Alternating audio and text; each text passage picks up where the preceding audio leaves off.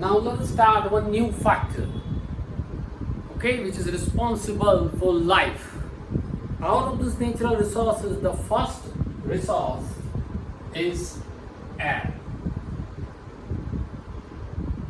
In your textbook, it is given in a poetic language that the breath of life, that is called air. In number 1 chapter, that is first chapter. In first chapter, you have learned about that air is a mixture. Air is a mixture. You have also learned that air contains many gases. Out of all gases, the main components are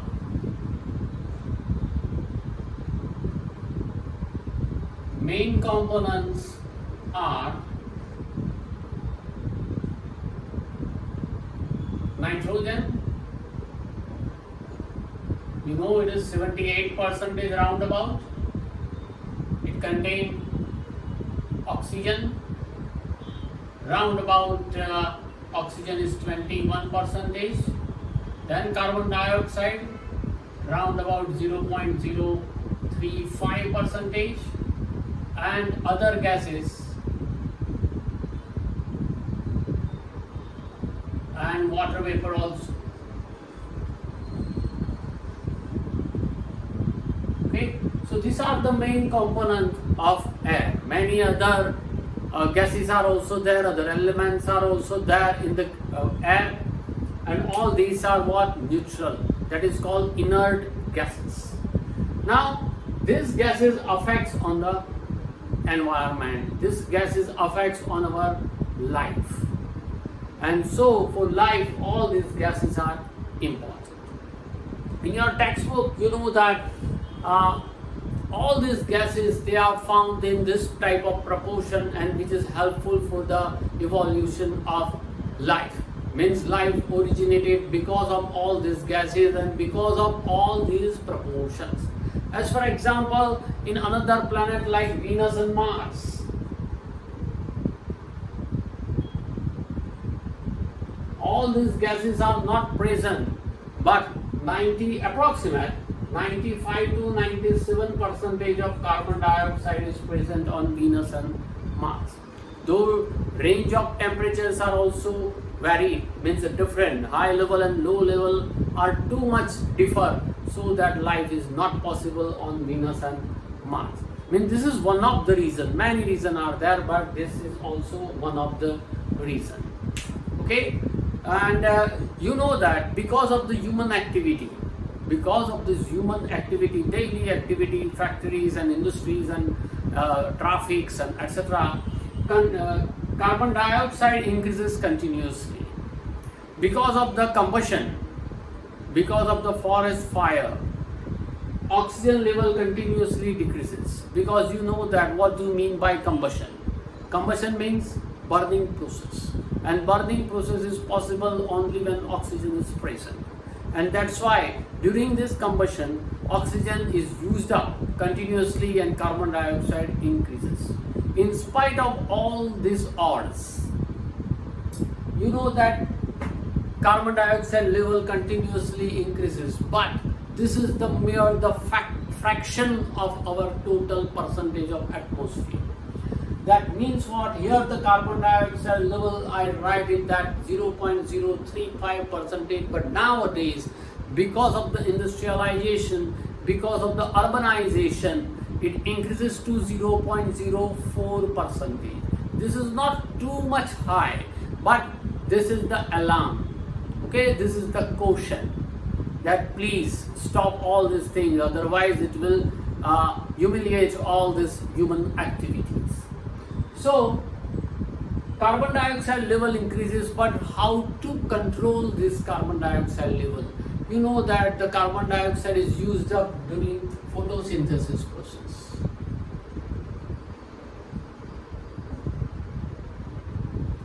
So because of this photosynthesis process, carbon dioxide use up and oxygen releases.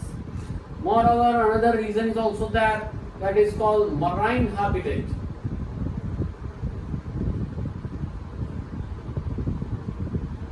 In marine habitat means agriculture, aquatic. That is called aquatic. Marine habitats means aquatic. Okay, the creatures which are aquatics, whether they are plant or animals. Okay, they use dissolved carbonates.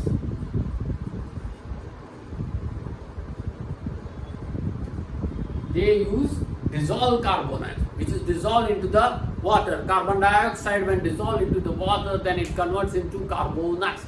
Maybe it is hydrogen carbonate, or maybe it is sodium carbonate, maybe calcium carbonate. Means all type of salts are formed.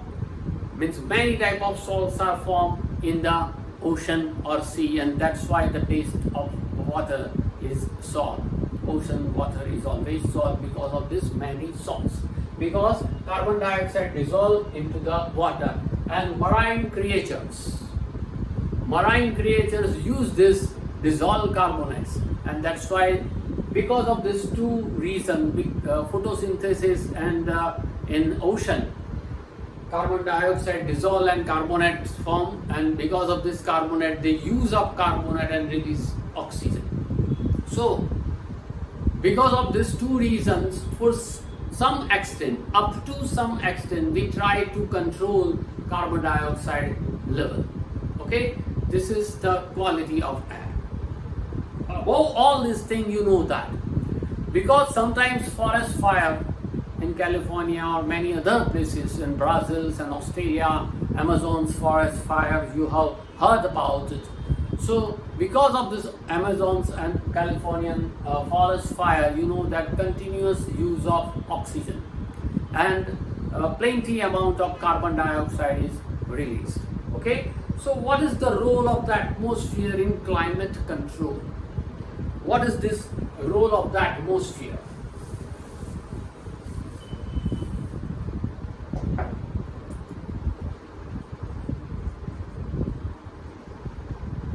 Role of the atmosphere in climate control. Okay, say in your textbook, on the page number 189. So role of the atmosphere in climate control. You know that we talk about the atmosphere, you know that it is the blanket, you know that it comprises of many gases. Okay, main gases that you know: nitrogen, oxygen, carbon dioxide, water vapor, etc. And because of the atmosphere, you can say that it maintains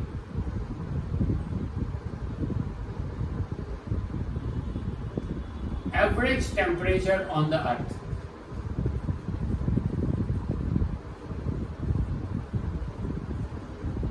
And because of this suitable temperature, adequate amount of light, because of this adequate amount of heat or hotness or temperature, life is possible. Okay, so this is the main role of atmosphere. When sunlight introduced onto the earth, then because of this blanket, because of the atmosphere shield, this hotness remains inside the earth. Light reflects, but hotness, it's captured by the atmosphere, and because of this hotness, life is possible. Whereas on the contrary state, we say that on the planet like Venus and Mars, light, this is not the exact, approximate value, is that the temperature is around about minus 110 degrees Celsius to 173 degrees Celsius on the daytime. It is varied, whereas on the earth temperature is varied from minus 50 degrees Celsius to only plus 50 degrees Celsius. So in some part of the earth, means few part of the earth, you can see that maybe in a year, maybe sometime in a particular season, the temperature drop down to minus 50, and maybe in particular season in few parts of the earth temperature raises to 50 or more. Then sometimes 56 is the exception only. one digit 56 degrees Celsius temperature or minus 56 degrees Celsius temperature occur in the California Death Valley. All these are exceptional case, but general average way is what? It varied from minus 50 to plus 50, and that's why we say that life has originated. Okay?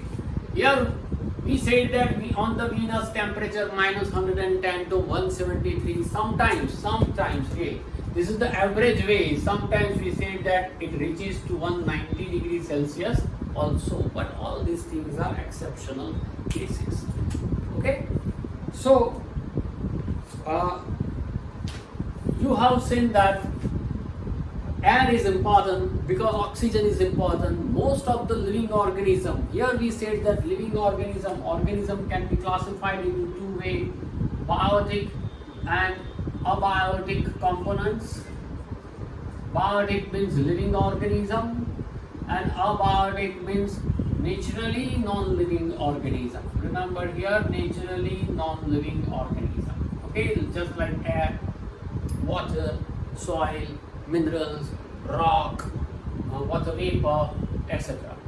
So naturally non-living and living both interact with each other in the atmosphere. Here we discuss about only air, only atmosphere. So they interact with each other in the atmosphere and life is possible. Now from the air we can find that wind.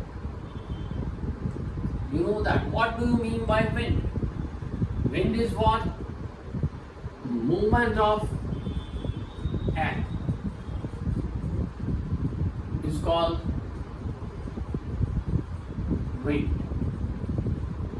Okay? Movement of air, that is called wind. When air passes from one place to another place, we say that wind comes. In science and in geography also you have learned that it is possible because of the difference in pressure.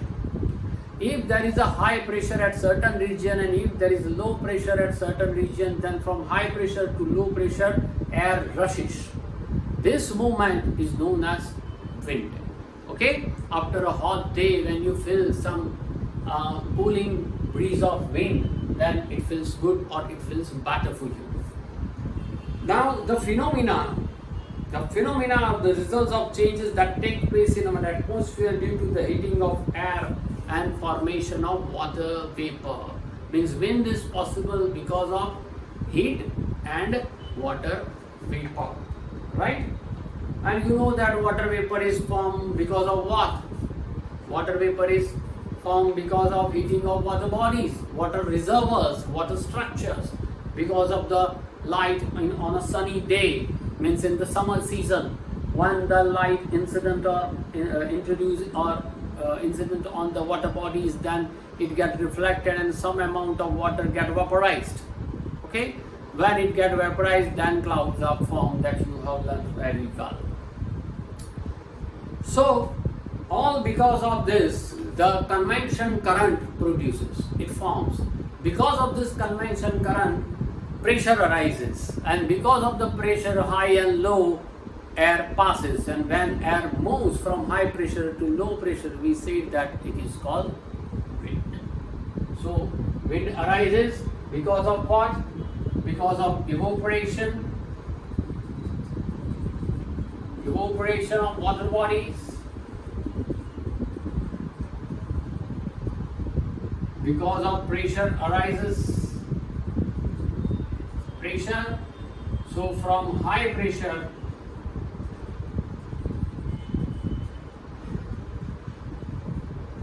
to low pressure, air moves.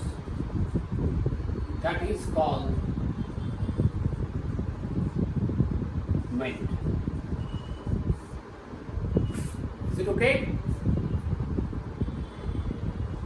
Now you know that the pattern of the wind in certain regions are different. As for example, we say that when daytime, what happens?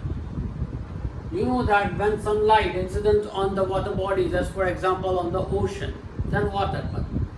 Then water starts become vaporizing. That means what?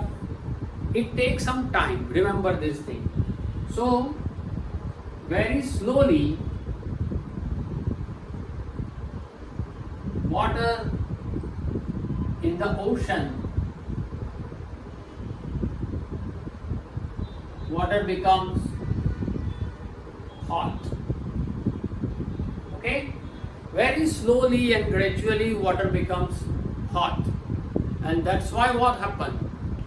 Upper layer of the atmosphere, here the pressure arises, is high. Whereas on the sand there is a low pressure. So on the daytime pressure is high on the ocean and less on the land. That means on daytime wind blows from sea to land, and the vice versa, opposite, night time. What happens? The total day water, ocean means water bodies absorb all this heat and becomes hot. When water becomes hot, then upper layer of the atmosphere becomes thin. This thin layer is called low pressure. Okay? So at night on the sea, air pressure is low, whereas on the land air pressure is high. Therefore, at the night, wind blows from land to ocean or land to sea. So in this way, convection current arises from high pressure to low pressure region, and air moves. When air moves, we say that wind blows. Okay? So this is about air. Now we are going to plunge into a new topic that is called